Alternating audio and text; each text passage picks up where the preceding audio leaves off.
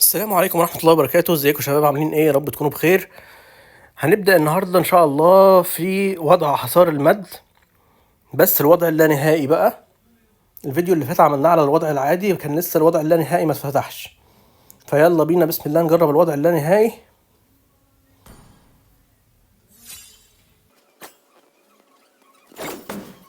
يا ترى هنعرف نصمد قد ايه في الوضع اللانهائي؟ الله اعلم. هلعب بأورانوس بقى المرة دي، لأن لقيت إن أورانوس فعلا بيبقى قوي جدا في المود ده.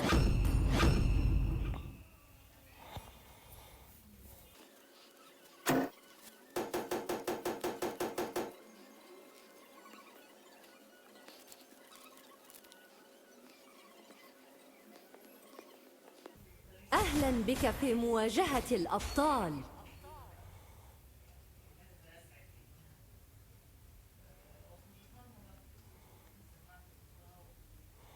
الموجة الأولانية هتبدأ اهي. الموجة الأولانية دي بتبقى سهلة، ما فيهاش حاجة.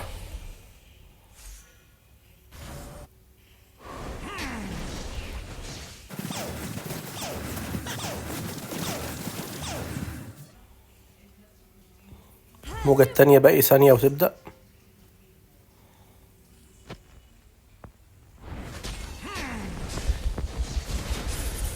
زي ما انتم شايفين كده، اورانوس يعني بيعرف يسيطر على الجماعات بطريقة فظيعة.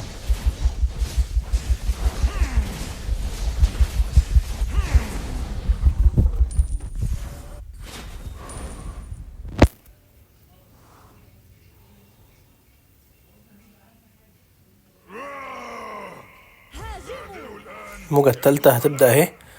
الموجة التالتة دي بتبقى البفة الحمراء والبفة الزرقاء، بيضربوا الضربة النارية والضربة التجميدية دي. لو هربت بره الدايرة بتاعتها خلاص بتعرف تتفاداها، يعني ما بتتضررش كتير. بس شايفين بقى لما الضربتين الاتنين يجوا عليك دمك بينقص كله تقريبا. كل جهدك بلا فائدة.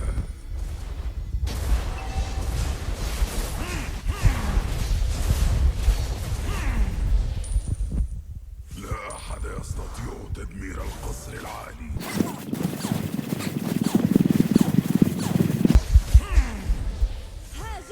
الموجة الرابعة هتبدأ اهي.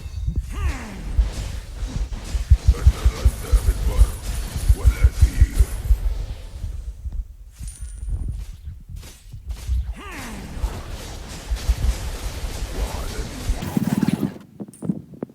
أقل ضربة فيهم للأسف، بس مش مشكلة. التقييم ما بيتحسبش من الضربة بس، يعني لازم توزع الطرق برضه والقتال الجماعي، كل ده بيحدد التقييم الأساسي يعني.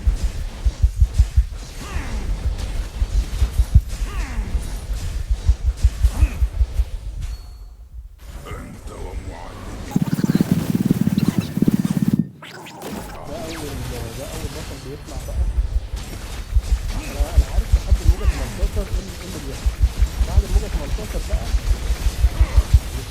مش عارف بصراحة إيه الأرقام اللي ممكن يطلعوا بعد كده.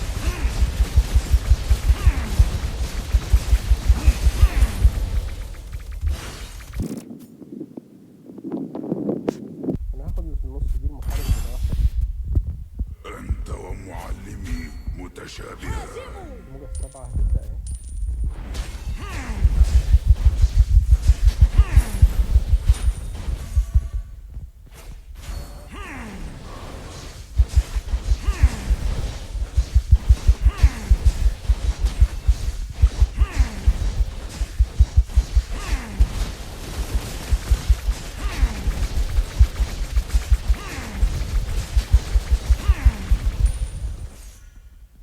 رجعت بقيت الأول في الدرجة الثانية.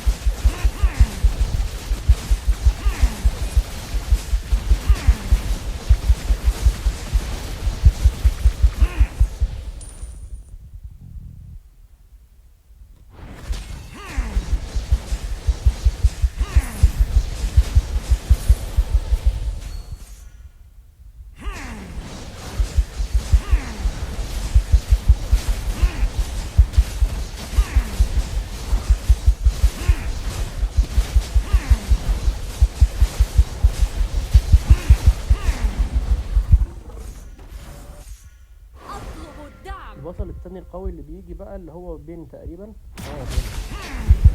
المشكلة انك ايوه لازم تتفادى الجلاثين الفلوس اللي بيبعتها دي، عشان لو كنت في النص وقتها ممكن تموت اصلا وتطلع على تطلع منه. فانت تبعد عنه كل شوية كده عشان تعرف تتفادى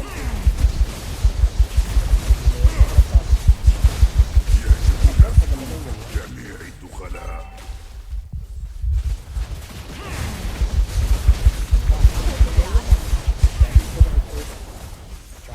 دمر أحد أبراجنا.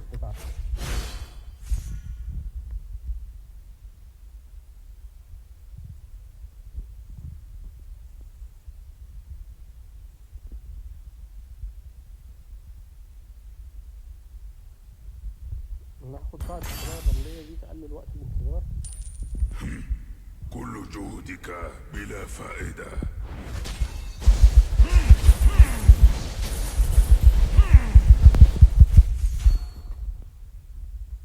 هي هتنفعني قوي لان أتغذى بالبرق والأثير.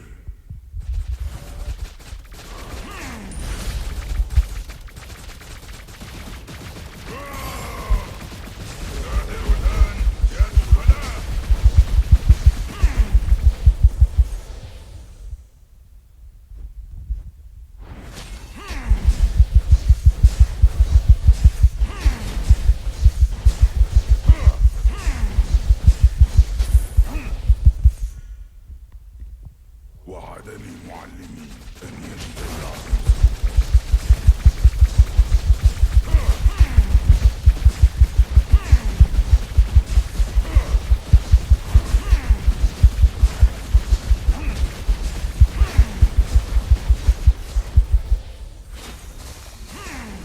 الشركة دي هو برضه قوية إلى حد ما، بتضرب 3 ضربات عادية.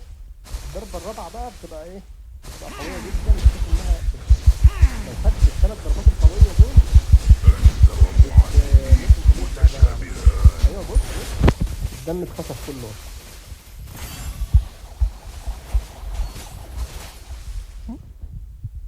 يجب نفي جميع الدخلاء. دمر أحد أبراجنا.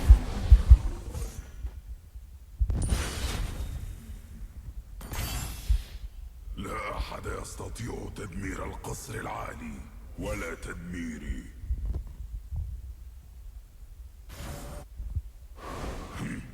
كل جهدك بلا فائدة. الموجة ال16 بقى دي سهلة برضه.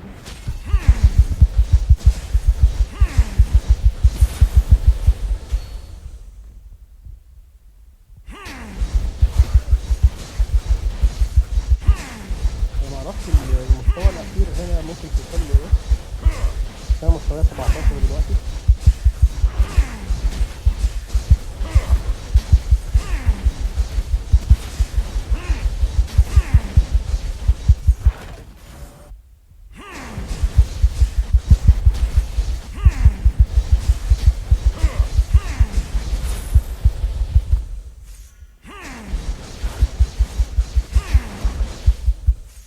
القاعدة تتعرض للهجوم. أتغذى بالبرق والأثير.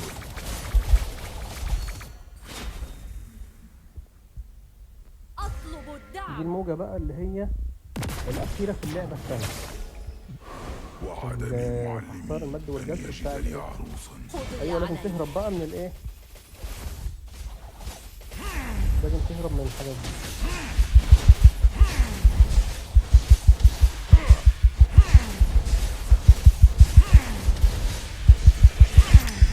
أول ما تلاقي بدأت تضرب الضربات دي لازم تهرب منها. أنت ومعلمي عشان لو كملت في النص قضي علي.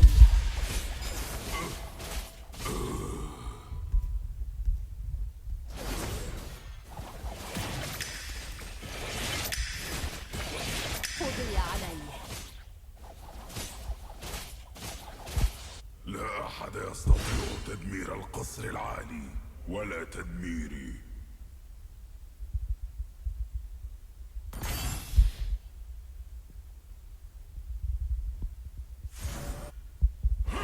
الموجة الجديدة أخيرا بقى. بقى مش موجودة في اللعبة الأصلية العادية اللي هي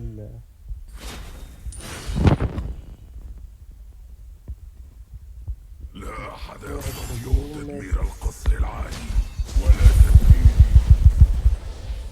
قضي عليه. أطلب الدعم.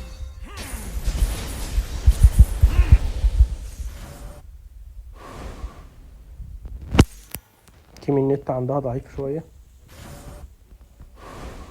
يجب نفي جميع الدخلاء.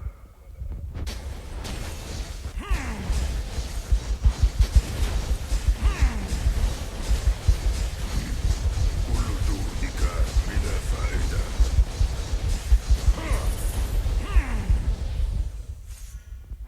هنادي شايلة الجيم الصراحة ما شاء الله عليه.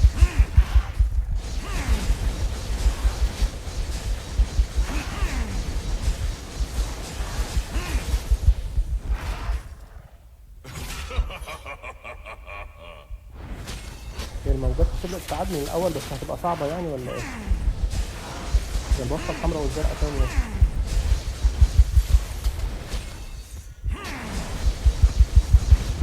قضي عليه.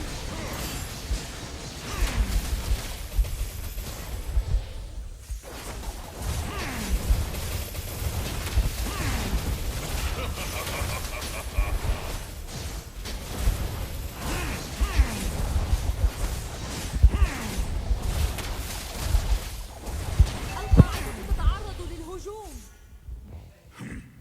كل جهدك بلا فائدة. آسف.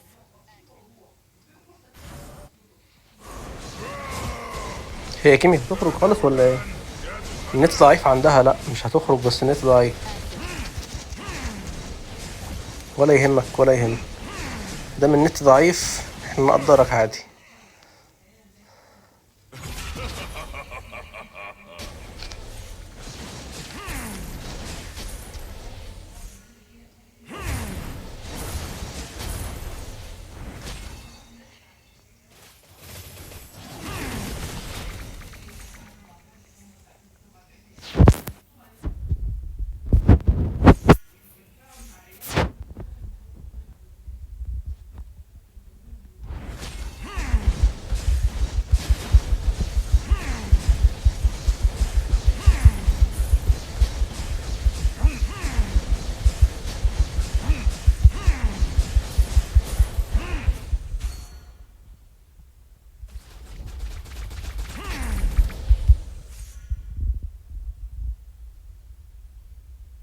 أطلب الدعم.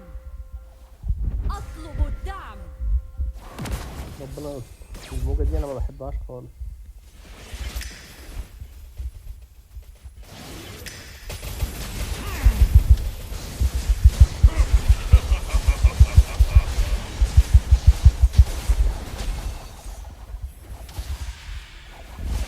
قضي عليه. يا نهار أبيض. هي دي مشكلة بقى لما تبقى في النص والضربة دي بتتضرب. أطلب الدعم. القاعدة كده هتتدمر خلاص لأن ضررها عالي جدا دي. تتعرض للهجوم. قضي عليه. آسف. بس كده خلاص للأسف. بس عرفنا نصمد وقت كافي يعني لحد ما كويس برضو أكتر من الجولات العادية يعني. ندي لايك لهنابي.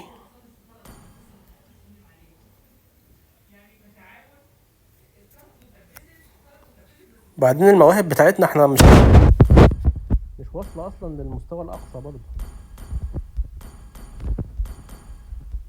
يعني الحد الأقصى المفروض بيبقى 10. مش كل المهارات عندنا واصلة للحد الأقصى. فمع الوقت هيبدأ ايه القوة تزيد يعني إن شاء الله.